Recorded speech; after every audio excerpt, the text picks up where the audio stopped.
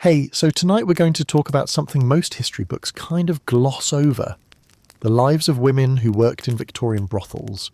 I know, sounds weird for a bedtime story, but honestly it's a fascinating slice of forgotten history about real women just trying to survive. Oh, and if you're enjoying these stories, I'd really appreciate a like or subscribe. Super curious where you're all listening from, so drop a comment with your location and what time it is there. Always blows my mind how people are falling asleep to this all over the world. Alright, find that cozy spot, take a nice slow breath and just let your body sink into whatever you're lying on. We're heading back to Victorian London and trust me, you're going to be real grateful for that mattress by the time we're done. So congratulations. You just woke up in London, 1857, the peak of the Victorian era. It's early morning, maybe 5 or 6, and you're not in some fancy 4-poster bed. You're lying on a slightly lumpy horsehair mattress with a thin woolen blanket pulled over you. The sheets aren't fresh, they're changed once a week at best, and they carry the faint scent of cheap lavender water that doesn't quite mask the mustiness beneath. The room is chilly. Coal for the small fireplace is strictly rationed, especially in the morning hours. The walls are covered in faded floral wallpaper, peeling slightly at the corners where dampness has seeped in. There's a persistent smell that hits your nose, a mixture of coal smoke from thousands of chimneys, the nearby Thames with its distinct aroma of mud and sewage, and something sweeter and more chemical, the perfumes and cosmetics that are tools of the trade here. You're in a room at the back of a brothel in the Haymarket area of London. Not the worst establishment, not by a long shot, but certainly not one of the high-class ones either. You share this small room with another woman. She's still asleep on the other narrow bed, her breathing deep and steady. Shifting slightly, you feel the springs of the mattress creak beneath you. You stretch your legs, pointing your toes, feeling that tension and then the relief as you relax again. That's nice, just taking a moment before the day begins. Outside, London is already awake. You hear the clip-clop of horses' hooves on cobblestones, the rattle of cartwheels, and the first street vendors beginning their calls. "Fresh bread!" someone shouts from a few streets away. The voice echoes between the tall buildings. This is your life. Mary, they call you here, though that's not the name your mother gave you. You've been at this house for nearly 2 years now, which makes you something of a fixture. You've seen girls come and go, some moved up to better houses, some disappeared back to the poverty they came from, some fell ill and never recovered. You sit up slowly, letting the blanket pull around your waist. The floorboards are cold against your bare feet as you reach for the woolen shawl hanging on the bedpost and wrap it around your shoulders. Nice and snug. That feels better. On the small table between the beds sits a chipped ceramic pitcher and basin. The water inside has a thin film of ice on top. Winter in London is brutal. You break it with your finger, the cold water stinging your skin before splashing your face. The shock of it fully wakes you, your breath catching for a moment before steadying again. Now, let's talk about how you ended up here, in this room, in this life. Because the story might not be what you'd expect. You weren't kidnapped or sold into this work as a child, though that happened to some girls, especially the very young ones. You weren't seduced and abandoned by some gentleman, left pregnant and destitute, though that too was a common enough tale. No, your path was more mundane, and in many ways more representative of how most women found themselves in this profession. You were a seamstress, a good one, with nimble fingers and a keen eye for detail. But there were hundreds of women like you in London, thousands even, all competing for the same poorly paid work. The British Quarterly once noted that compared to the drudgery of a dressmaker's apprentice, factory work was mere play. And they weren't wrong. You would work 14, sometimes 16 hours a day, straining your eyes in poor light, your fingers cracked and bleeding in winter. And for what? Starvation wages that barely kept a roof over your head. You lean back against the wall now, feeling its solid support behind you. Taking a deep breath, you roll your shoulders, feeling some of the tension release. That's better. Just easy and relaxed now. You remember the turning point clearly? It was winter, 3 years ago. You hadn't eaten in 2 days. The room you rented was unheated, and you could see your breath misting in the air as you worked frantically to finish a commission that might pay enough for a week's lodging. Your fingers were so numb you kept pricking them with the needle, leaving tiny spots of blood on the fine white linen. A girl you knew, Jane, came to visit. You'd worked together once. She looked different. Healthier, better fed, wearing a wool dress that, while not fashionable by upper-class standards, was clean and warm and well made. She brought food, actual hot food. A meat pie still steaming in its wrapping, and sat with you while you devoured it, trying not to seem as desperate as you felt. "There's a place," she said finally. "A house off Haymarket. The madam is strict but fair, no funny business, no cruelty. 2 meals a day and a decent bed. Medical checks weekly." She paused, watching your face. "You'd make in a night what you make in a week here, Mary, and you wouldn't be killing yourself with this." She gestured at the pile of sewing. "You didn't answer right away. You'd been raised properly, in a God-fearing home, but your parents were dead, your brothers scattered to the wind seeking work. And here you were, slowly starving to death one stitch at a time. The weight of that memory settles over you, and you feel yourself sinking a little deeper into the mattress. Your breathing slows naturally, in and out. Just like that, the house is starting to wake up around you. You hear footsteps on the stairs, heavy ones, probably Mrs. Winters, the housekeeper. There's the clatter of coal being shovelled, a fire being lit downstairs in the parlour where the customers wait. The scent of coffee drifts up. Real coffee, not chicory. This house prides itself on small luxuries. Your roommate stirs, mumbling something in her sleep before turning over. "Lily, she's called here. She's younger than you by a few years, maybe 19 to your 24, with auburn hair that the gentleman seemed to fancy. She came from a factory in Manchester. She told you once the noise of the looms had made her partially deaf in one ear. Time to get up properly. You have routines to follow, expectations to meet. Mrs. Winters runs a tight ship, and tardiness isn't tolerated. The madam, Mrs. Cartwright to her face, though the girls call her Carty when she's not around, expects everyone downstairs and presentable by noon. The brothel operates on a precise schedule. Mornings are for cleaning, bathing and rest. Afternoons see a few regular customers, businessmen on extended lunch breaks mainly. Evenings and nights are the busiest times, with the house often full until the early hours. But now, in this quiet morning moment, you take your time. You reach for the tin on the bedside table and remove the small lump of beeswax inside, warming it between your palms. You then smooth it over your chapped lips, another small luxury. Mrs. Cartwright insists that the girls take care of themselves. "You're selling an illusion, girls," she often says. "Gentlemen don't want to see the reality of a working woman's life." You find yourself nodding slightly at the thought. Good advice, really. Most of the men who visit don't want reality. They want fantasy, escape, something different from their respectable wives and homes, something that makes them feel special or powerful or simply seen. Standing up, you stretch fully, arms reaching toward the low ceiling, feeling the pleasant pull in your muscles.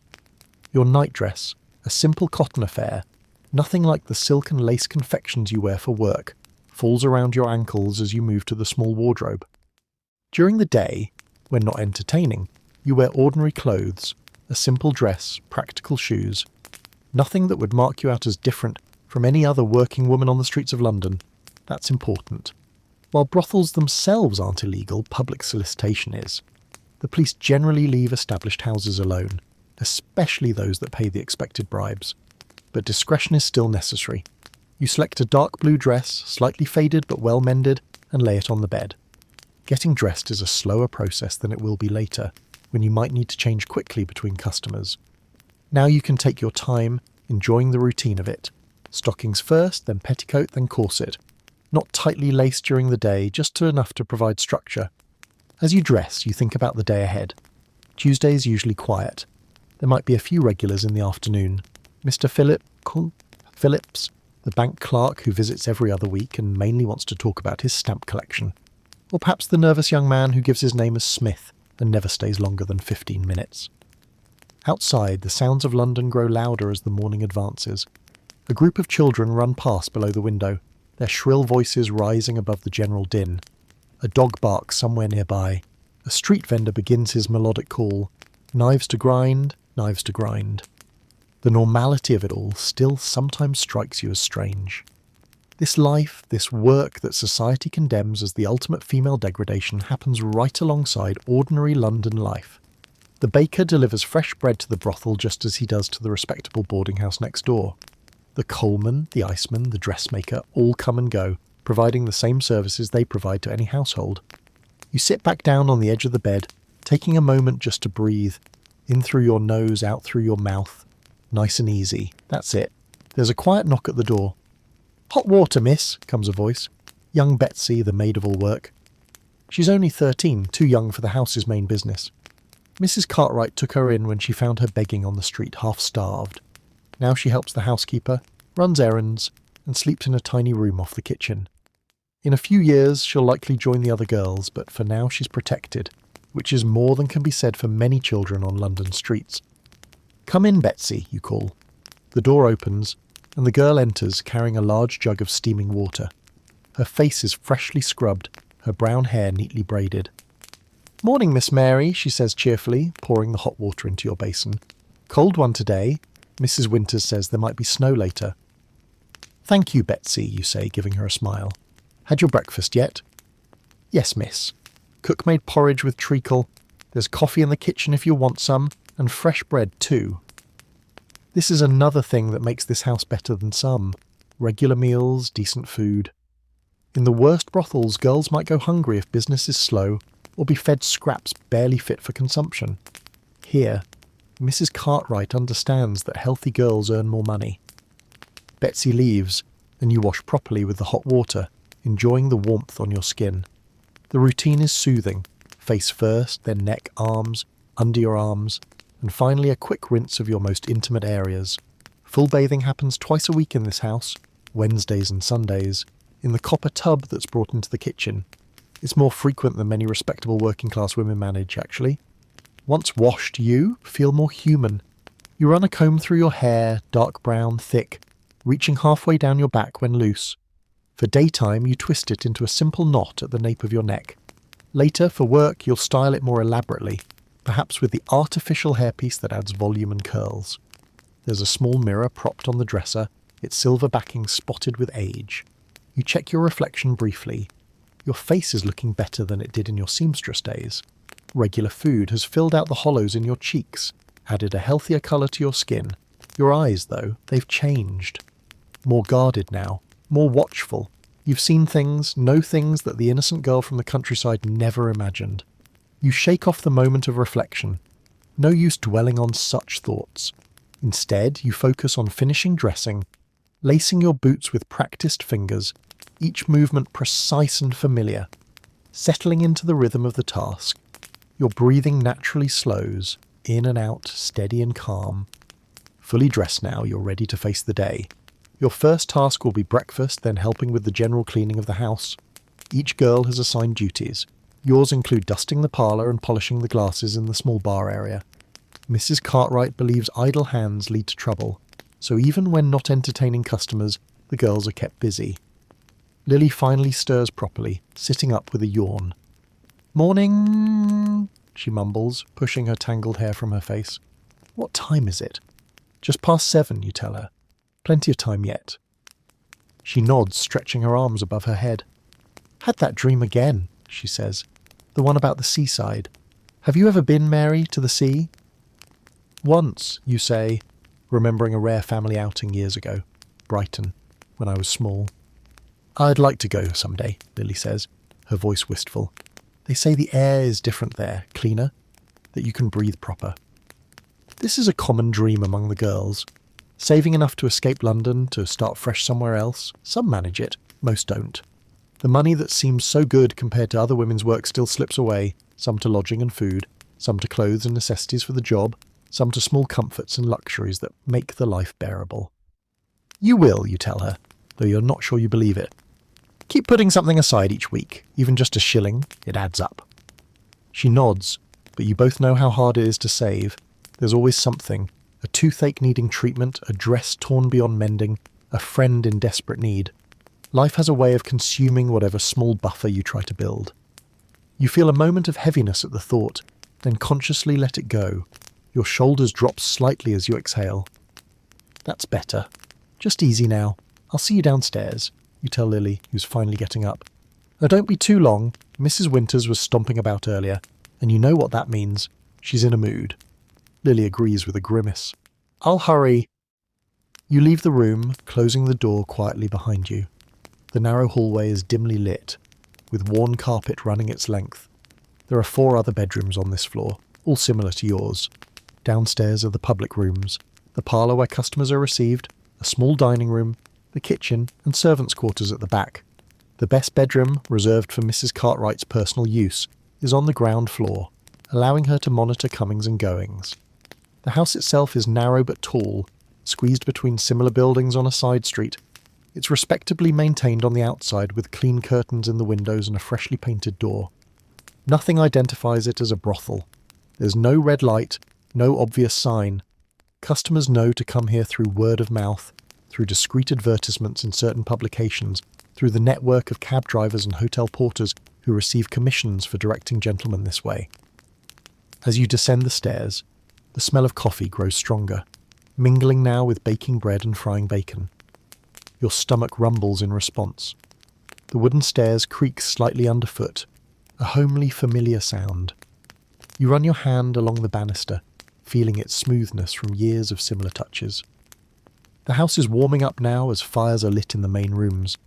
That persistent London chill is retreating, at least within these walls.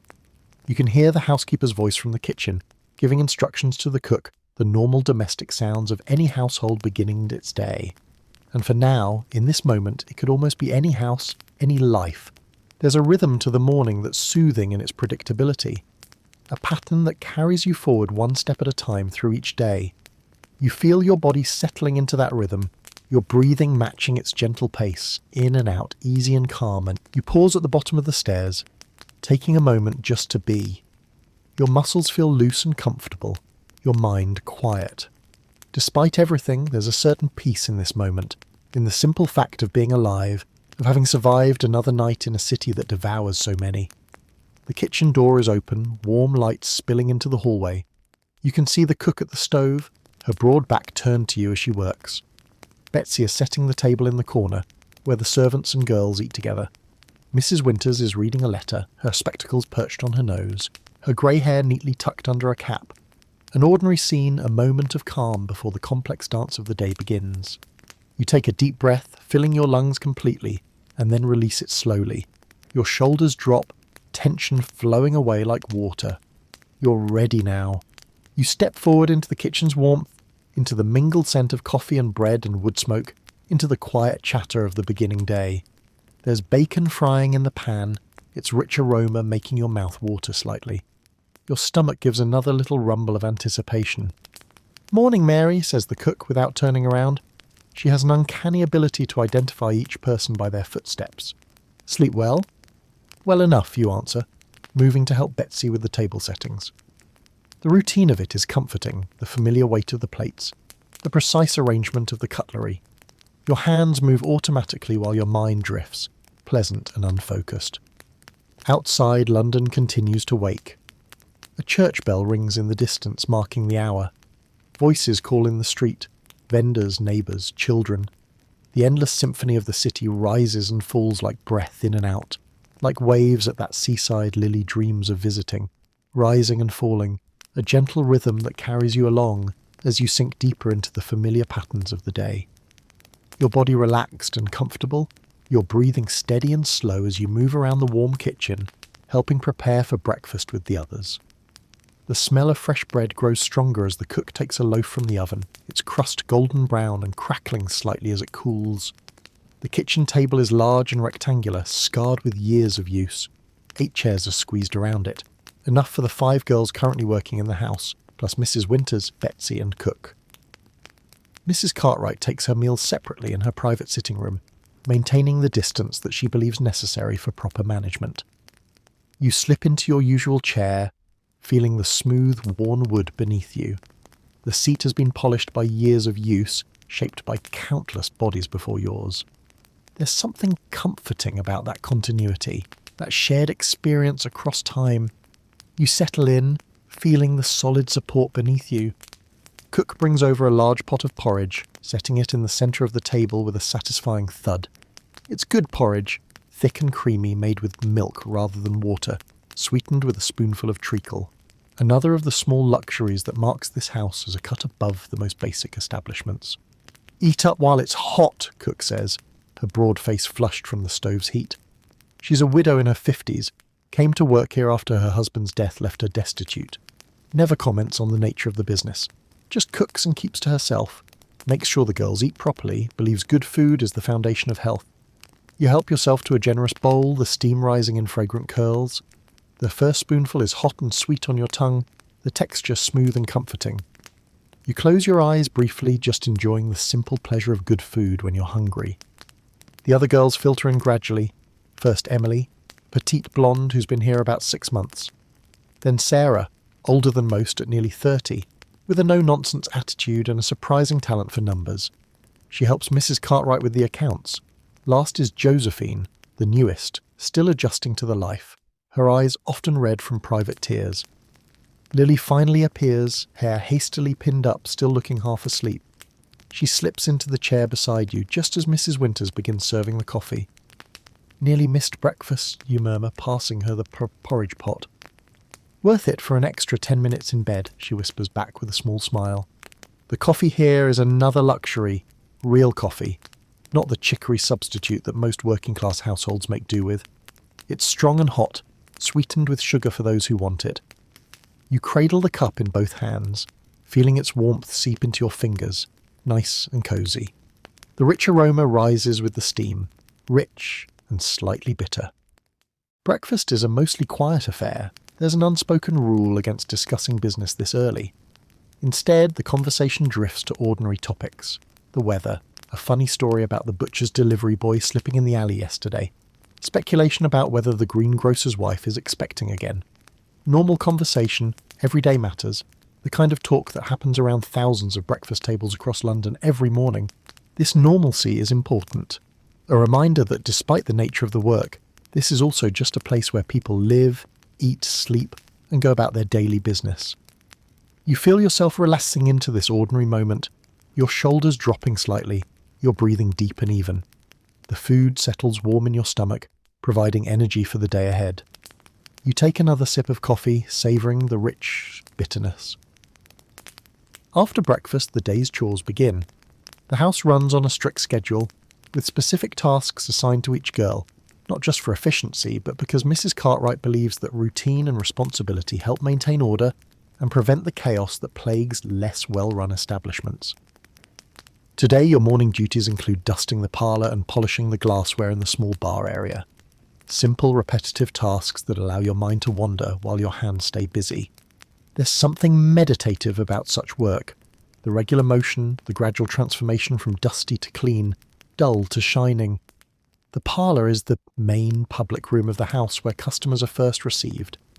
It's decorated in a style that might be called respectable, with hints of luxury, solid furniture in dark wood, upholstered in red velvet that's slightly worn at the arms but still plush.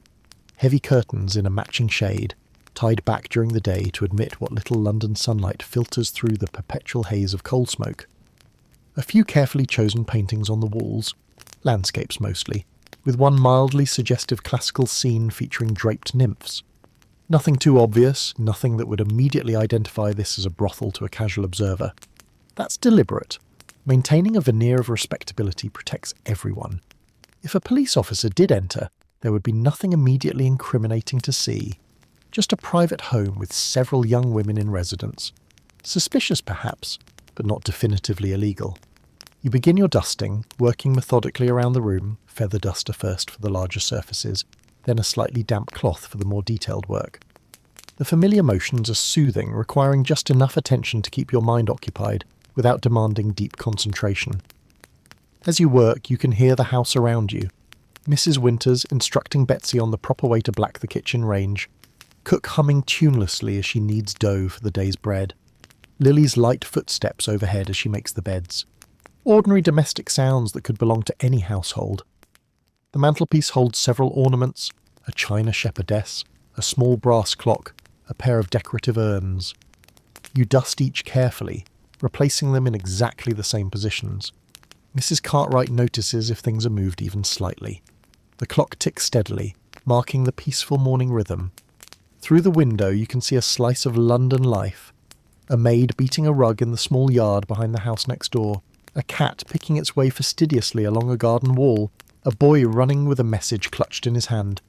You move to the small bar in the corner of the room. It's not elaborate, just a cabinet containing glasses and a few bottles of spirits. Most customers are offered a glass of sherry or brandy when they first arrive, a social nicety, a way of easing the transaction. The glasses need polishing. They develop a film in London's air even when not used. You take each one, breathing gently on it before rubbing with a soft cloth in circular motions. The glass makes a soft squeaking sound as it comes clean, reflecting the dim light in thin and gleaming facets.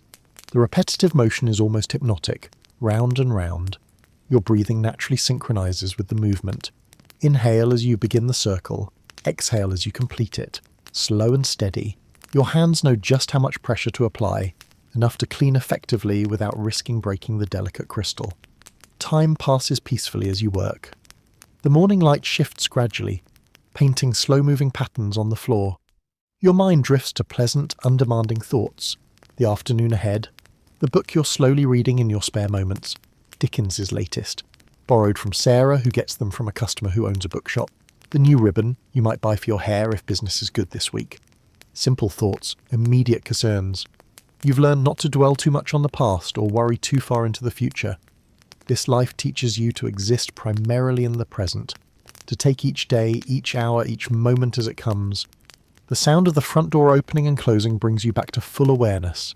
Heavy footsteps in the hallway, a man's tread. Then Mrs. Cartwright's voice, pitched lower than she uses with the girls, her tone professional but welcoming. "Good morning, doctor. Thank you for coming so promptly. It's Wednesday, medical examination day.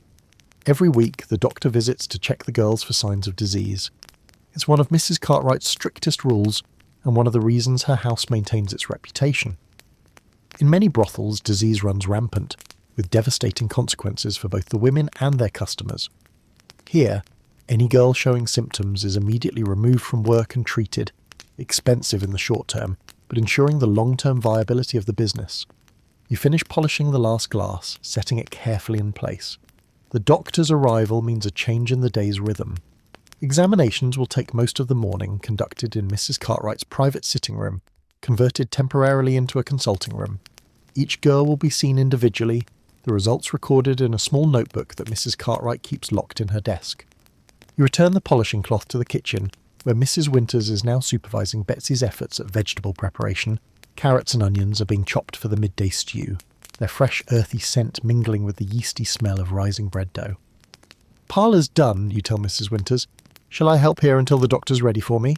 She looks up from inspecting Betsy's knife technique. "No need. He's seeing Josephine first, then Lily. You've time for your washing if you want. Personal laundry is done individually, each girl responsible for her own intimate items. The laundress comes only for sheets, towels, and larger pieces. So once a week, usually on Wednesdays before bathing, you wash your personal things. The cloths used for monthly courses, undergarments, stockings. You collect your basket from the small cupboard off the kitchen and carry it through to the scullery at the back of the house. It's cooler here, with a stone floor and a large sink. You pump cold water into a copper basin, then add a kettle of hot water from the range too. Family would think of his work with women like you. "Ah, Mary," he says, looking up from washing his hands in a basin. "How have you been keeping? Any concerns to report?" This is his standard opening, an acknowledgement that you're a person, not just a body to be examined. A small courtesy that matters more than it should. "Well enough, thank you, doctor," you reply. "No concerns." He nods, drying his hands on a clean towel. "Good, good. Well then, shall we proceed?" Mrs. Cartwright sits discreetly in the corner, present as a chaperone and to record the results, but positioned so as not to observe the actual examination. Another small dignity in a situation that could easily lack any. The examination itself is brief but thorough. Breathing, heart rate, examination of the throat and eyes, then the more intimate check. Quick and impersonal, his touch protected by thin gloves. You've learned to detach yourself during this part, to think of other things, the book waiting in your room, the taste of the currant bun you'll have when this is over, the feel of sunshine on your face in the yard. "All appears to be in order," he says finally, stepping back and removing his gloves. "Continue as you are." He makes a note in his book, then nods to Mrs. Cartwright, who rises and escorts you to the door. In the hallway she murmurs, "Send Sarah in next, please," before returning to the room. The examination leaves you feeling slightly hollow, as it always does, not because of any pain or discomfort, there was none, but because of the reduction of your person to a collection of bodily functions to be assessed and judged. Necessary, yes, for your own protection as much as anyone's, but still there's an emptiness that follows. You return to the kitchen, deliver the message to Sarah, and reclaim your cooling tea. The solid mug feels good in your hands, grounding you back in your body after the clinical disconnection. You take a long sip, then reach for one of the currant buns. It's still slightly warm, the currants plump and sweet against the bland background of the dough. The clock in the hallway strikes 12 noon. Already the morning has passed quickly, as it usually does on busy days. Soon the house will shift into its afternoon mode. There might be customers as early as 1, businessmen taking extended lunch breaks, mostly regular clients who know the quieter hours mean more attention and less waiting. You finish your tea and bun, brushing crumbs from your dress. There's time for a quick visit to your room before the afternoon begins, a chance to check your appearance, perhaps change into something slightly more suitable for receiving customers than your morning work dress. The stairs creak familiarly underfoot as you climb to the upper floor.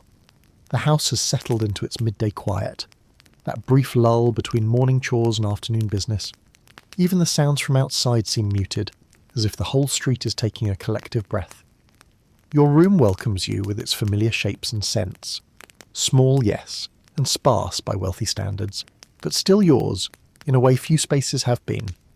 The bed where you began your day, the small chest where you keep your clothes and few possessions, the window that offers a limited but precious view of sky above the rooftops. You catch sight of yourself in the small mirror, cheeks slightly flushed from the kitchen's warmth, hair still neat from morning brushing. You look ordinary, just a young woman in a simple dress, indistinguishable from thousands of others walking London streets. Nothing marks you visibly as what society would call fallen, no scarlet letter, no visible sign of moral judgment. This thought brings a small wry smile to your lips. The hypocrisy of it all still strikes you sometimes. How the same society that condemns women like you creates the conditions that make this life necessary, then supplies the customers who make it profitable. But philosophical musings won't get you through the afternoon. You open the chest, considering what to wear. Not the finest things, those are saved for evening when the wealthier customers come, but something a step above the plain work dress. You select a blue dress with slightly more fashionable lines, made of cotton, rather than wool, with a touch of lace at the collar. Respectable enough not to alarm, attractive enough to entice. Changing is quick. You're practiced at dressing and undressing efficiently. The fresh dress feels good against your skin, the fabric lighter than the sturdy work dress. You check your hair, adding a few pins where needed, and pinch your cheeks lightly to bring colour to them. No cosmetics yet. Those too are saved for evening. Daytime customers expect a more natural look, in keeping with the fiction that this is somehow a spontaneous encounter rather than a business transaction. Ready now, you sit on the edge of the bed for a moment, just breathing slowly and deeply, in through your nose, out through your mouth, preparing yourself mentally for the shift from private person to professional. The separation between the two is important, a protective boundary that helps preserve some core of self amid the demands of the work. Your body feels relaxed, your mind clear. The bed supports you comfortably as you sit, your weight sinking slightly into the mattress. That connection to the physical world, the solid reality of objects, of sensations, helps center you. You run your hand over the blanket beside you, feeling its slightly rough texture against your palm. Real, present, now. From downstairs comes the sound of the front door, opening, then closing. Voices in the hallway, Mrs. Cartwright's professional welcome, a man's deeper tones in response. The afternoon has begun. You rise from the bed, smoothing your dress one last time, a final deep breath filling your lungs completely before releasing it slowly. Your shoulders drop as the air leaves you, tension flowing away like water. You're ready now. The door handle is cool under your fingers as you pull it open. The hallway stretches before you, the stairs leading down to where life continues its complex dance. Each step feels deliberate as you move forward, your breathing steady and even, your posture balanced and controlled. Just like that, easy and calm, you descend into the afternoon, into whatever it may bring, your mind settled into the present moment. The wood of the banister is smooth beneath your trailing hand, polished by countless and similar journeys. The house creaks and settles around you, a living thing with its own rhythms and patterns. You become part of that pattern, flowing with it rather than against it, each breath matching its gentle pulse. Nice and easy, that's it. Moving forward, one step at a time into the continuing day. The parlour is already occupied when you reach the bottom of the stairs. Mrs. Cartwright stands near the fireplace, one hand resting elegantly on the mantelpiece as she speaks to a visitor.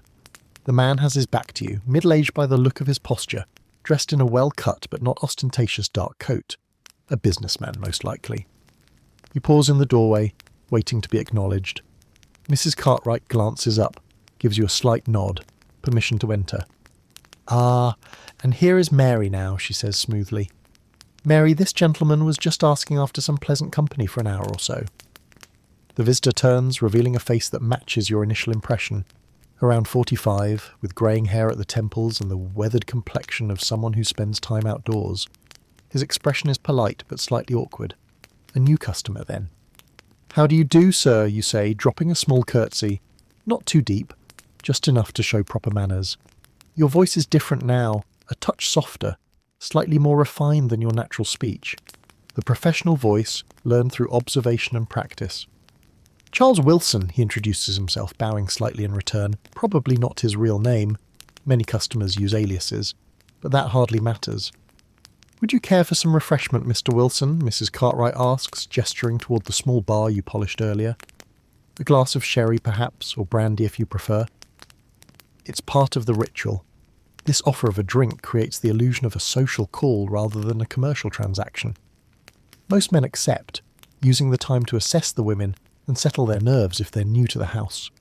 "Sherry would be most welcome," he says, and Mrs. Cartwright moves to pour it, her movements graceful and assured. You take the opportunity to study him more carefully. His clothes are good quality but show signs of wear, a businessman doing well enough but not extravagantly so. His hands reveal more, slightly roughened with clean but trimmed nails. Someone who works with his hands sometimes, despite the business attire. A merchant, perhaps, or a shop owner who still helps with stock. Mrs. Cartwright hands him the glass of amber liquid, then excuses herself with practiced discretion. "I'll leave you two to become acquainted.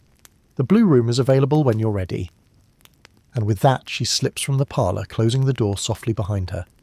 Now it's just the two of you, standing a few feet apart in the quiet room. The fire crackles gently in the grate, sending shifting patterns of light across the walls. Outside you can hear the muffled sounds of London, a cart passing, voices calling, the distant whistle of a train. "Please sit down," you say, gesturing to one of the armchairs by the fire. "Make yourself comfortable." He does, perching somewhat stiffly on the edge of the seat, nervous then. You take the chair opposite, arranging your skirts with a practiced motion. Not too close, giving him space, not appearing too eager. The dance has its steps, its rhythm. "Is this your first visit to Mrs. Cartwright's establishment?" you ask, though you already know the answer. He takes a sip of sherry before responding. "Is it that obvious?" You smile just slightly. "Not at all. I simply haven't had the pleasure of your company before, and I know all our regular visitors." This seems to relax him somewhat. He leans back a little in the chair, the stiff line of his shoulders softening. "Yes, it's my first time. A business associate recommended the address. Said it was respectable. That word again, respectable. So important in this society. This time the thin veneer that makes the unacceptable acceptable, that allows men like Mr. Wilson to visit places like this without having to acknowledge what they're really doing." "Mrs. Cartwright runs a very proper house," you agree. "You'll find everything here is conducted with discretion and good taste." He nods, takes another sip of his sherry. You notice his hand is steadier now. The initial awkwardness is fading as the familiar social patterns assert themselves. For all its illicit nature, this interaction follows rules that are comfortingly predictable. "And you, Miss Mary, was it?" It's a common question, part curiosity, part assessment of your experience level, part attempt to make this feel like normal conversation. "Nearly 2 years," you answer, the truth in this case. No need for elaboration. The conversation continues in this vein for several minutes. Light, impersonal topics, the weather, the recent exhibition at the Crystal Palace, a vague discussion of his business as an importer of tea and spices. Nothing too personal, nothing too revealing, just enough to establish a minimal connection, to ease the transition from strangers to what comes next. You observe him as he speaks, noting the details that will help you provide what he's seeking. His manner is restrained but not cold. His gaze meets yours steadily, without the furtive quality some men have. He seems lonely, perhaps a widower, or a man whose wife has been long ill. Someone seeking not just physical release, but human warmth. As he finishes his sherry, you sense the moment has come. The preliminary conversation has served its purpose. Now the real business must be addressed. "Would you care to continue our conversation somewhere more private, Mr. Wilson?" you ask, your voice gentle. He sets down his empty glass, nods. "Yes, I believe I would." You rise from your chair, feeling the smooth muscle movement in your legs, the slight adjustment as you find your balance. The fire has warmed the room nicely, and your body feels loose and comfortable. You extend your hand to him, not a demand, just an offer. "This way, then." He takes your hand briefly as he stands, then releases it. You lead him from the parlour, through the hallway, and up the stairs. The blue room is on the first floor, a designated room for daytime visitors that isn't any girl's personal space. It's simply decorated but comfortable, with a large bed, a washstand, and a small chest of drawers containing the necessary supplies. The transaction itself is unremarkable. Mr. Wilson is polite, not rough, grateful for the warmth and attention. He stays for the full hour he's paid for, though the physical act takes only a small portion of that time. The rest is spent in quiet conversation, his head resting on your shoulder, your hand stroking his hair gently. This too is part of what he's purchased, the illusion of intimacy, of being cared for.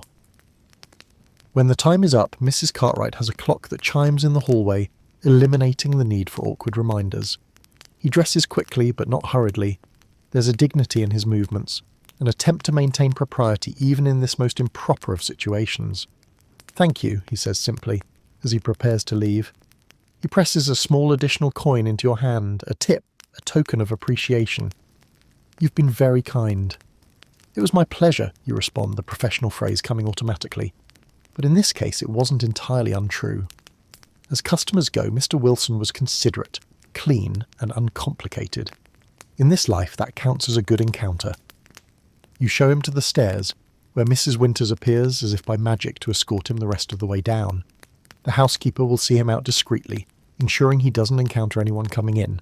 Maintaining the illusion of privacy and exclusivity is important for the house's reputation. Once he's gone, you return to the blue room.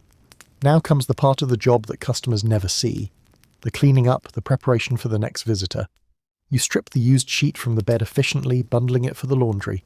From the chest you take a fresh one, shaking it out with a practiced flick before smoothing it over the mattress. The pillowcase is changed too, the used one added to the laundry pile. At the washstand, you clean yourself thoroughly with the cloth and water provided. This is important, not just for hygiene, but for your own sense of separation between encounters. Each customer remains distinct, each interaction contained. There's a certain ritual to it that helps maintain boundaries. The used water is dumped into the slop bucket beneath the stand to be emptied later by Betsy. You refill the basin from the large pitcher, making sure everything is ready for the next use. The towels are straightened, the small cake of soap repositioned on its dish. Finally, you check your appearance in the mirror hanging over the chest. Your hair is slightly mussed. You fix it with a few deft movements of your fingers. Your dress has a small wrinkle where Mr. Wilson gripped it. You smooth this away with your palm. Your face looks back at you unchanged, the same eyes, the same mouth, till you... This moment of quiet after a customer leaves is oddly peaceful. A pause between acts, a breath between words. You allow yourself to simply stand there for a moment, feeling the solid floorboards beneath your feet. Listening to the house's small sounds, the ticking of the clock, the distant clatter from the kitchen, the muffled voices from downstairs. Your breathing falls into a natural rhythm, in through your nose, out through your mouth. Your shoulders drop slightly as tension releases.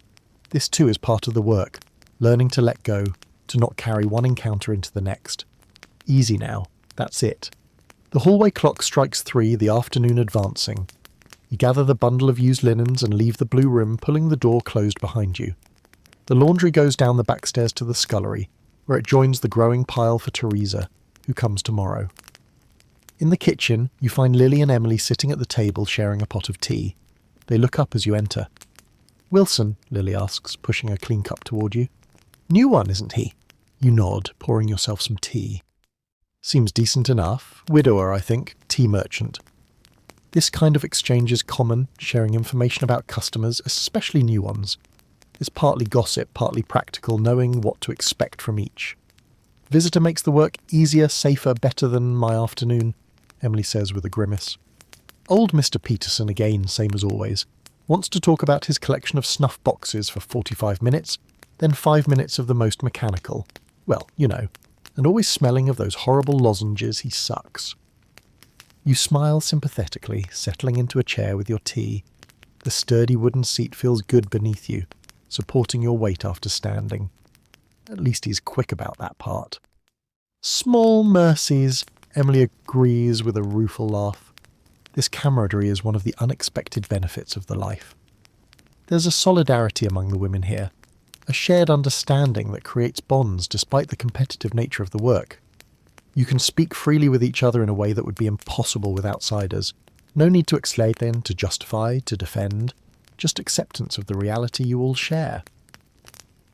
The kitchen is warm and comforting after the cooler blue room.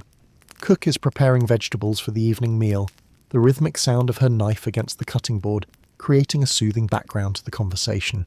The smell of baking bread fills the air, the second batch of the day for tonight's dinner. You take a sip of tea, feeling its warmth spread through your chest. It's good tea, another of the house's small luxuries. Mrs. Cartwright understands that well-fed, comfortable girls earn more and create fewer problems. The food here is plain but plentiful, the small comforts sufficient to create loyalty. Anyone else booked for this afternoon? You ask, reaching for a slice of the seed cake that sits on a plate in the centre of the table. Lily shakes her head. Quiet day. Sarah had someone earlier, and Josephine's still resting after what the doctor said. Mrs. Cartwright's in her office doing the accounts. A quiet afternoon is no bad thing. The real business happens in the evenings anyway, when the regular customers come after their offices close, or the occasional gentleman seeks entertainment after an evening at his club. Afternoons are often slower, more unpredictable. You break off a small piece of the seed cake, appreciating its dense, slightly sweet texture. Cook has a way with these simple foods, nothing fancy but well made with good ingredients. The caraway seeds add a distinctive flavour, aromatic and slightly spicy. I might go out for a bit then, you say after finishing your cake. Need to get some hairpins and writing paper. Anyone want anything from the shops? Running small errands during quiet periods is allowed, even encouraged. Mrs. Cartwright believes that fresh air is beneficial, and that occasional glimpses of normal life help keep the girls content with their situation. As long as you're back well before the evening begins, there's no objection. Both Lily and Emily decline the offer of shopping, so after finishing your tea, you head upstairs to get your shawl and purse. The small leather purse contains your personal money, tips from customers, the small weekly allowance Mrs. Cartwright provides beyond room and board. Not much, but enough for small purchases and the occasional treat. Your shawl is wool, dark blue and warm if somewhat plain. Nothing that would mark you out as different from any other working woman doing her shopping. You wrap it around your shoulders, feeling its familiar weight settle comfortingly. The wool is slightly scratchy against your neck, but in a pleasant way, grounding you in physical sensation. The streets outside are busy with afternoon activity. Delivery carts rumble over the cobblestones. Servants run errands for their employers. Street vendors call their wares. You join this flow of humanity, anonymous in your plain dress and shawl. No one looking at you would guess your profession. You're just another young woman going about her business. There's freedom in this anonymity, in these brief excursions into ordinary life. The simple pleasure of walking at your own pace, choosing your own direction. Your muscles work smoothly as you navigate the uneven pavement, your breathing deepening naturally with the exercise. The cool air feels good on your face after the enclosed warmth of the house. The haberdashery is your first stop, a small shop tucked between a greengrocer and a bookbinder. The bell above the door jingles as you enter, and the proprietress looks up from her work, her spectacles perched on the end of her nose. "Afternoon, miss," she says, neutral but not unfriendly. "What can I help you with today?" "Hairpins, please," you reply. "The black ones, medium size." She nods, reaching beneath the counter for a small box. 6 pence for a dozen. Good quality. These won't bend out of shape like the cheap ones. You count out the coins carefully. Not that money is particularly tight at the moment, but habits of economy are deeply ingrained. The proprietress wraps the hairpins in a small paper packet, passing it across the counter with a businesslike nod. Next is the stationer's, 3 streets over. Here you purchase a small packet of writing paper and envelopes and a new pencil. The elderly man who serves you is more talkative than the haberdashery woman, commenting on the weather, asking if you're buying the paper for correspondence with a sweetheart. You smile and make non-committal responses, playing the role of a respectable young woman with perfect conviction. These small interactions with the outside world have their own peculiar pleasure. The pretense of normality, the brief escape from your actual circumstances. For these few minutes, walking these few streets, you could be anyone. A shop girl, a governess, a daughter running errands for her family. But the fantasy has its limits, its boundaries. There are streets you don't walk down, shops you don't enter. The respectable tea room where ladies meet their friends is not for you. The church, with its judgmental spire, seems to follow you with invisible eyes. Even in anonymity, there are reminders of your place. Your final stop is the baker's, where you indulge in a small luxury, a jam tart, the pastry still slightly warm, the strawberry filling sweet and tangy. You eat it as you walk, savouring each bite, licking a spot of jam from your finger with simple pleasure. Small joys, immediate satisfactions, that's the currency of this life. The walk back to the house is slower, more meandering. You're in no hurry, and the activity feels good after a morning mostly spent indoors. Your body moves easily, muscles working in familiar patterns, joints flexing and extending with each step. There's a satisfaction in this basic functioning, this physical capability. Your lungs fill and empty, your heart beats steadily, your eyes take in the complex visual tapestry of the London street, just existing, just being. By the time you return to the house, the afternoon is advancing toward evening. The quality of light is changing, the shadows lengthening, the air taking on the particular golden hue that precedes sunset. You unlock the front door with your key, each girl has one, another mark of Mrs. Cartwright's trust and good management, and step back into the warm interior. The house feels different now, charged with a subtle energy. Evening preparations are underway. You can hear movement upstairs, voices calling between rooms. The shift is beginning from the quieter daytime rhythm to the busier evening pace. Mrs. Winters intercepts you in the hallway, her practical face set in its usual expression of mild disapproval. There you are. Mrs. Cartwright wants everyone ready by 7 tonight. We've had several messages. Could be a busy evening. You nod, already mentally adjusting your plans. I'll start getting ready then. Has Cook said when dinner will be? 5:30, early tonight because of the bookings. She eyes the small packages in your hands. Got what you needed, did you? Yes, thank you. You hold up the paper packet of hairpins as evidence. She nods, satisfied, and continues on her way toward the kitchen, her keys jingling softly at her waist. Mrs. Winters doesn't disapprove of you personally. She's fair in her way, but her position requires a certain austerity, a distance from the girls whose work she facilitates but doesn't engage in. Upstairs, the atmosphere is one of purposeful activity. Doors stand open along the hallway, the girls moving between rooms, borrowing items, calling advice to each other. Evening preparation is both individual and communal, each woman responsible for her own appearance, but all helping each other with the parts that are difficult to manage alone. In your room, you find Lily already half-dressed in her evening clothes, struggling with the buttons down the back of her green silk dress. You set down your purchases and move to help her, your fingers working nimbly at the small fabric-covered buttons. Thanks, she says with relief. Thought I'd get a head start since Mrs. Winters said it might be busy. Good idea. You finish the last button and step back to assess the effect. The green looks well on you, brings out your eyes. She turns to examine herself in the small mirror, patting her auburn hair, which is already arranged in an elaborate style with borrowed hairpieces to add volume. Do you think? Not too gaudy? Not at all, elegant but noticeable, perfect. This exchange of compliments and reassurance is another part of the preparation ritual. The evening clothes are a costume of sorts, a uniform for the role you'll all play later, more elaborate than daytime wear, more revealing in some ways, though still within certain boundaries of taste. Mrs. Cartwright doesn't approve of the garish styles worn in lower establishments. No bright reds or excessive cosmetics here. Lily leaves to finish her preparations elsewhere, and you begin your own transformation. First, a more thorough washing than the quick clean-up after Mr. Wilson. The water in the basin is cold now, but refreshing as you splash it over your face and neck, then use a cloth for the rest of your body. The chill raises small bumps on your skin, a not unpleasant sensation of aliveness. From the chest you take your own evening clothes, a dress of deep blue silk, slightly faded but still elegant. The colour is good with your dark hair and eyes, the cut flattering to your figure without being obviously provocative. It's one of 3 such dresses you own, rotated carefully to extend their wear. Good clothes are an investment in this profession. They attract a better class of customer, command higher prices. Dressing is a methodical process. Fresh undergarments first, the fine cotton chemise and drawers that are another small luxury, so different from the rough fabrics of your seamstress days. Then the corset, which you can fasten at the front before turning it around and tightening the laces. Not too tight. You need to breathe comfortably, move easily, but enough to create the fashionable silhouette.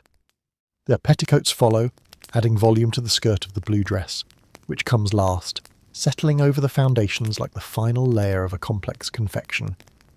There's satisfaction in this building up, this creation of an image. The physical sensations ground you, the slight restriction of the corset around your waist, the swish of the petticoats against your legs, the smooth, cool touch of silk against your arms.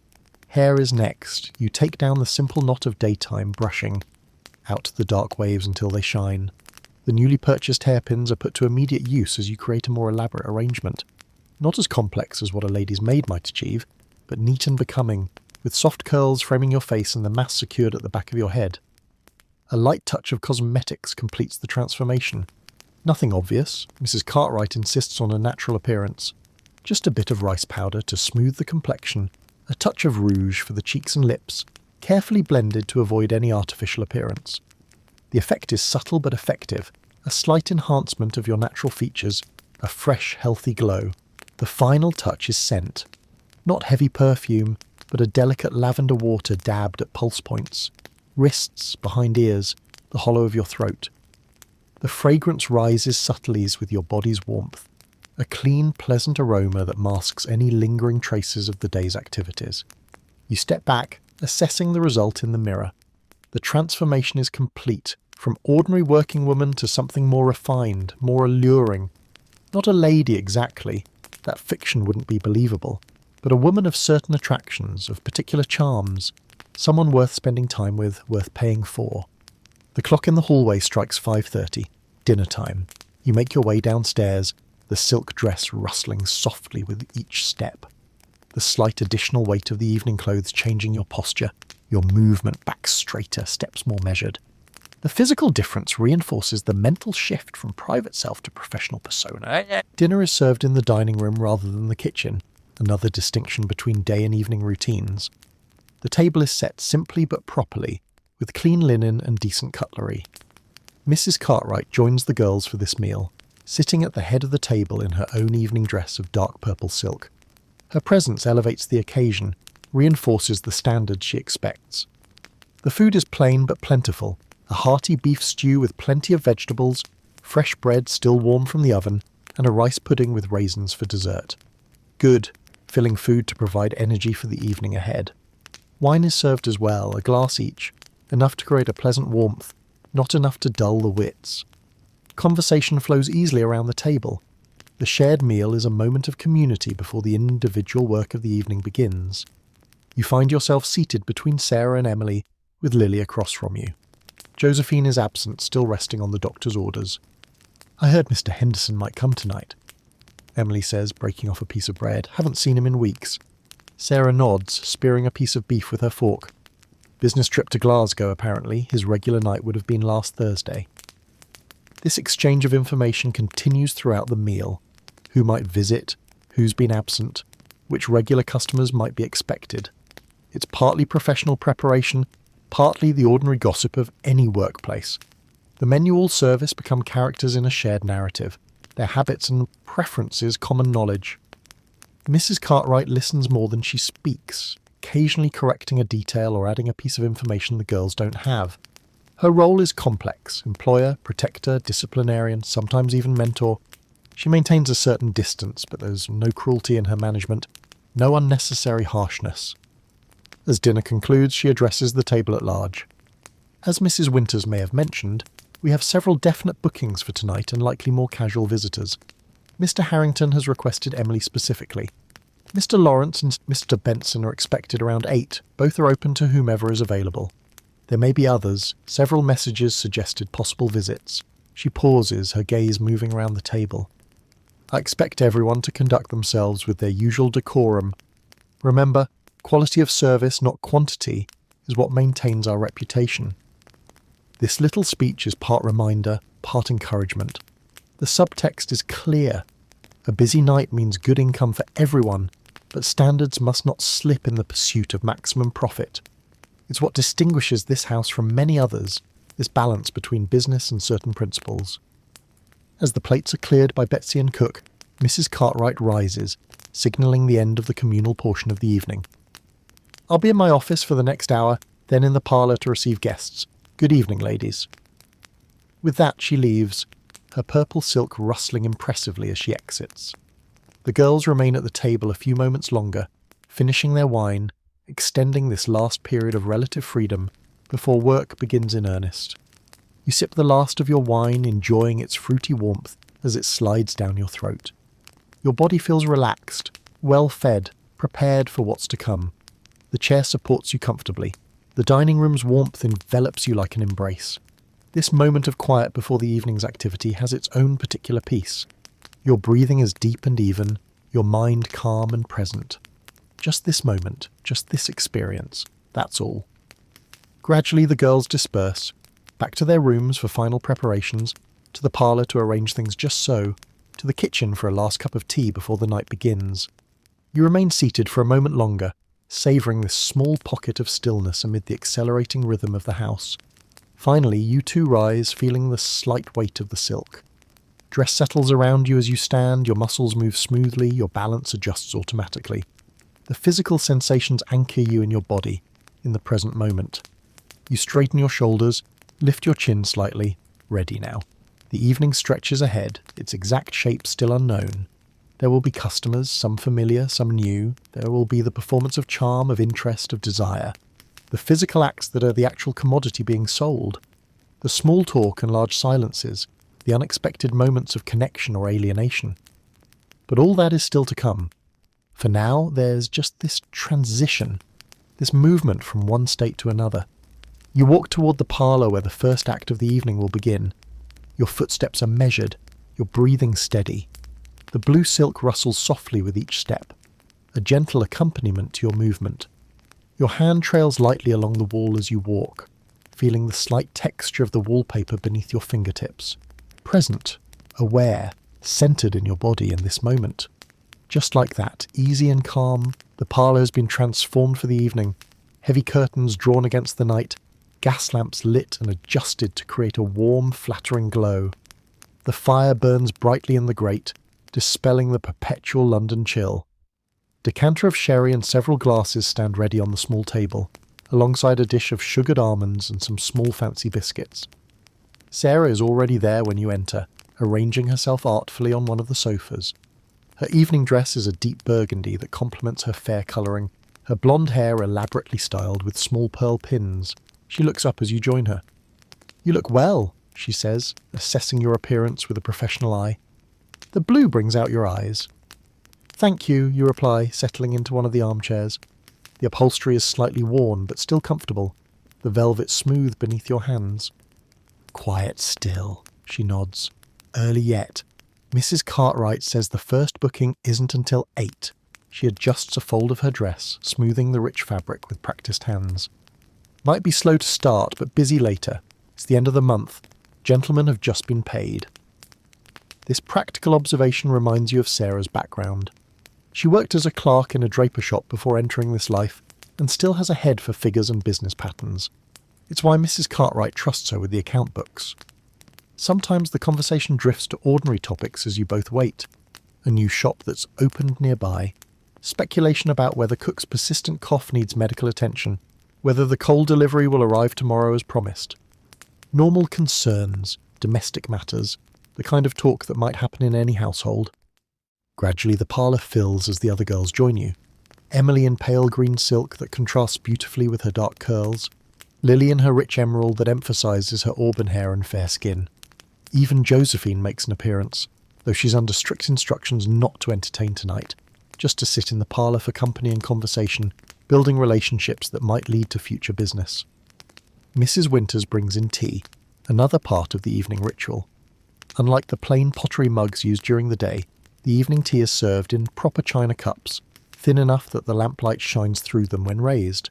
The tea itself is the same, but the presentation elevates it, creates the atmosphere of refinement that Mrs. Cartwright insists upon. You take your cup, feeling its delicate weight in your hand, the warmth seeping through the fine porcelain to your fingers. The rim is smooth against your lips as you sip, the familiar taste both comforting and stimulating. The ritual of it, the careful holding, the measured drinking, helps settle you into the evening's mindset. Each small movement deliberate, controlled, conscious. The conversation ebbs and flows around you, a pleasant background to your own thoughts. Your body feels relaxed but alert, ready for the evening's work but not tense or anxious.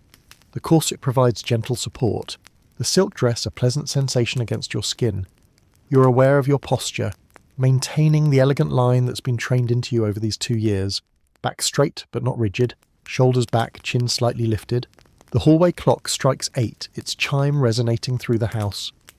Almost simultaneously there's a knock at the front door, the first customer of the evening arriving. Mrs. Cartwright appears in the parlour doorway, her purple silk rustling impressively as she moves. "Emily, Mr. Harrington has arrived. He's asked for you specifically." Emily sets down her teacup with a small nod, rises gracefully and follows Mrs. Cartwright out. The transaction will take place in the Madam's private office, money exchanged, specific requests noted, boundaries established. Then Emily will escort Mr. Harrington upstairs to her room, not the blue room of daytime visitors, but her own personal space prepared for evening clients with fresh linens and additional touches of luxury, a small vase of flowers, a bottle of cologne, perhaps a few drops of scented oil in the lamp to perfume the air subtly. The remaining women continue their quiet conversation, but there's a shift in energy now. The evening has officially begun. Any minute the door might knock again, bringing another customer, another assignment. Sure enough, barely 10 minutes pass before the knock comes again. This time it's Sarah who is summoned, a regular client, Mr. Lawrence, who visits every other Tuesday with reliable punctuality. Lily leans toward you after Sarah leaves, her voice low. "I heard from Cook that there's a new gentleman expected tonight. Apparently quite wealthy, a banker or some such. Mrs. Cartwright was quite specific about making sure the best sherry was out. This kind of information is valuable. Knowing what to expect, being able to prepare the right approach. Different customers want different things, and it's not always about the physical act. Some want conversation, some want sympathy, some want admiration. Discerning what each man truly seeks beyond the obvious is a key skill in this profession." "Did she say anything else about him?" you ask equally quietly. Lily shakes her head. "Just that he's new to the house, but came with a recommendation from someone Mrs. Cartwright trusts." The conversation is interrupted by another knock. This time it's your name that Mrs. Cartwright calls. You set down your teacup, smooth your skirts, and rise with practiced grace. Your muscles respond smoothly, your movements measured and deliberate. As you cross to the door, you're aware of the slight sway of your skirts, the subtle shifting of the silk against your petticoats, each step grounded, balanced. In the hallway, Mrs. Cartwright waits with a gentleman you don't recognise. He's tall, perhaps in his late 30s, with the well-fed look of prosperity and the confident posture of someone accustomed to authority. His clothes are excellent quality, not flashy but expensively tailored, with the understated elegance that speaks of true wealth rather than aspiration. "Mary, this is Mr. Hamilton," Mrs. Cartwright says smoothly. "Mr. Hamilton, may I present Mary, one of our most accomplished young ladies." You curtsy slightly, offering your hand with a small smile. "A pleasure to meet you, Mr. Hamilton." He takes your hand briefly, his grip firm but not aggressive. His eyes, grey and sharp, assess you with obvious appreciation, but without the overtly leering quality some men display. "The pleasure is mine, I'm sure." Mrs. Cartwright makes a small gesture toward her office. "If you'll just step this way for a moment, Mr. Hamilton, to settle the business details. Mary, perhaps you could wait in the parlour." This is standard procedure. The financial arrangements are never discussed in front of the girls, maintaining the fiction that this is a social encounter rather than a commercial transaction. You nod and return to the parlour while they disappear into the office. Lily raises an eyebrow inquiringly when you re-enter. The new one? Yes, you confirm, resuming your seat. Seems the respectable type. Banker or lawyer, I'd guess from the clothes and manner. She nods, understanding the unspoken assessment. Different types of men require different approaches. The respectable ones often want more elaborate pretense, more conversation, more courting ritual, more assurance that this is somehow different from a straightforward exchange of money for services. Within a few minutes, Mrs. Cartwright returns to the parlour, Mr. Hamilton at her side. Mary, perhaps you'd be so good as to show Mr. Hamilton to your room. I believe you'll find you have much in common to discuss. This is her way of conveying the specific requirements. The emphasis on discuss suggests he's paid for conversation as well as physical service, not unusual among the more educated customers. You rise again, moving toward him with a warm smile. Would you care for some sherry first, Mr. Hamilton? Or shall we go directly upstairs? I believe I would enjoy a glass, he replies, his accent confirming your guess about his social position. Educated, but not aristocratic. Upper middle class, probably. You pour 2 small glasses from the decanter, handing one to him with a practiced movement that allows your fingers to brush against his. A small, calculated intimacy that establishes the first physical connection. His response, a slight smile, a moment of held eye contact, tells you he's not uncomfortable with such gestures. The conversation begins with easy topics, the unseasonably cold weather, a recent concert at the Albert Hall that he attended, a neutral observation about the increasing traffic in London streets. You listen attentively, responding with just enough knowledge and insight to be interesting without challenging his evident self-image as the more worldly and informed party. It's a familiar dance, this conversation, leading without appearing to lead, creating a space where he can feel interesting and appreciated. Your body language supports the impression, leaning slightly forward to indicate interest, maintaining eye contact, offering small smiles at appropriate moments. All calculated, all practiced, yet executed with enough genuine attention to seem natural. When his glass is empty, you set your own down, still half full. You never drink much while working, and stand. Shall we continue our conversation somewhere more comfortable, Mr. Hamilton? He nods, rising as well. Lead the way, my dear. Your room is on the 2nd floor at the back of the house. It's small but carefully arranged to create an impression of intimacy and comfort. The bed, larger and more elaborate than the one you actually sleep in, dominates the space made up with clean linens and several pillows. A small fireplace holds a modest fire, enough to take the chill from the air. The washstand is equipped with a fresh pitcher of water, clean towels, and a bar of good soap. A screen in the corner provides a semblance of privacy for undressing. The gas lamp is turned low, creating a gentle, flattering light that softens imperfections and creates an atmosphere of warmth. A small vase of hothouse flowers. An extravagance, but one that Mrs. Cartwright considers worthwhile for evening clients, adds a touch of colour and scent. Mr. Hamilton looks around with approval. Charming, he comments. Quite charming. Thank you, you reply, closing the door softly behind you. Please, make yourself comfortable. What follows is the standard pattern of such encounters. More conversation, growing gradually more personal, the slow transition from talking to touching, the negotiation unspoken but clear of what will and won't happen. The physical act itself, performed with professional skill and apparent enthusiasm. Mr. Hamilton proves to be a considerate partner, not rough or demanding, mindful of mutual pleasure even in this purchased intimacy. When it's over, he doesn't immediately withdraw but lingers, an arm draped casually across your waist as you lie beside him in the rumpled bed. You're very good at what you do, he says after a while, his voice thoughtful rather than lascivious. Thank you, you reply simply. There's no point in false modesty or elaborate denials. You're good at this work, having learned its skills as diligently as you once learned sewing. How did you come to be here? He asks, his tone curious but not judgmental. If you don't mind my asking, you seem different from what I expected. This question is not uncommon from new clients. They want to hear a story, usually one that confirms their preconceptions or satisfies some particular narrative they find appealing. The seduced innocent, the fallen lady, the secretly passionate woman who couldn't be contained by conventional society. You could invent such a tale easily enough. But something about his manner, genuinely interested rather than pruriently curious, inclines you toward a version closer to truth. I was a seamstress, you tell him, your voice matter of fact. The pay wasn't enough to live on. Not really. 16 hours a day, eyes straining in bad light, fingers bleeding in winter, and still never quite enough for rent and food. You pause, feeling the memory's distant echo. This pays better. The hours are shorter, the conditions more comfortable. He's silent for a moment, his expression thoughtful. A rational economic decision, then. Yes, you agree, though not one society views rationally. This small philosophical exchange seems to interest him. He props himself up on one elbow, looking at you with increased attention. Do you find that paradoxical, that what is essentially a market transaction is viewed with such moral condemnation? The conversation continues in this unexpected direction, a genuine discussion of economics, morality, and gender politics. It's refreshing in its way, this treatment as a thinking being rather than merely a body.